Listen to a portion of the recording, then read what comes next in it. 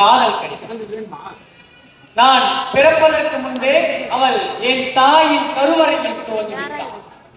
என் சுவாசம் வருவதற்கு முன்பே என் மூச்சாய் ஆகிவிட்டாள் அவள்.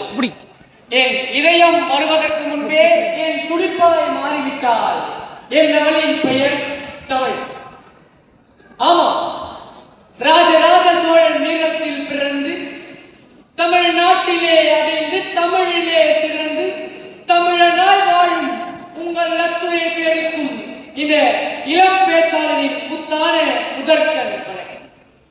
என் தலைப்பு தமிழை விட வேறு என்ன தலைப்பு வேண்டும் தமிழை பற்றி பேசுவதற்காக?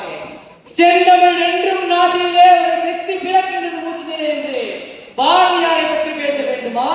அல்லது தமிழன் என்று சொல்லடா தலை நிமிர்ந்த நில்லடா என்று நாமக்கல் கவிஞரை பற்றி பேச வேண்டுமா? அல்லது மொழிப்போர் மொழிக்காக போர் செய்த மொழிப்போர் தியாகிகளை பற்றி பேச வேண்டுமா? யாரை பற்றி பேச வேண்டும்? தமிழை பற்றி பேச வேண்டும் என்றால் இந்த கால பொழுது, ஏன் இந்த நேர பொழுது, ஏன் இந்த வருட பொழுது போராது. தமிழை பற்றி பேச வேண்டும் என்றால் பட்டி கிடந்து பசியால் மெலிந்து பால் படை நோக்கினும் கட்டி இழுத்து கால்கள் உரித்து அங்கும் பிளந்து இழந்து திருத்தினும் பொங்கு தமிழை பேச மறப்பேனோ என்று கர்ஜித்த காரியவர். இங்கு தமிழை பேச நிறைய நண்பர்கள் அவமானப்பட்டுக் கொண்டிருக்கிறார்கள். நிச்சயமாக சொல்லலாம், தமிழ் உங்கள் அவமானம் இல்லை, அது உங்கள் அடையாளம் என்று அடித்துக் கூறுங்கள். ஆமாம், தமிழ் என்றும் அவமானம் கிடையாது. தூங்கும் புலியினை பறை கொண்டே எழுப்பிடுவோம், தூய தமிழரை தமிழ் கொண்டே எழுப்பிடுவோம் என்று வீர முழக்கமிட்ட பாரதிதாசனை எத்தனை பேருக்கு தெரியும்? இது போல எத்தனை கவிஞர்கள், எத்தனை பேர் தமிழுக்காக வாழ்ந்து வாழ்ந்திருக்கிறார்கள். தமிழ் தமிழ் தமிழ் தமிழ் தமிழ் எத்தனை ஆண்டுகள் பழமையானது யாருக்கென்றால் தெரியுமா? தமிழ் தமிழ் எத்தனை ஆண்டு பழமையானது என்று யாருக்காவது தெரியுமா? தமிழுக்கு இத்தனை ஆண்டுகள் என்று எண்ணிக்கை கிடையாது.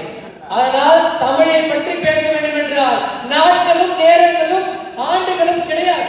ஆமா, சராசரியாக நம் நாட்டில், நம் உலகில் 7000க்கும் மேற்பட்ட மொழிகள் புழக்கத்தில் இருக்கிறது.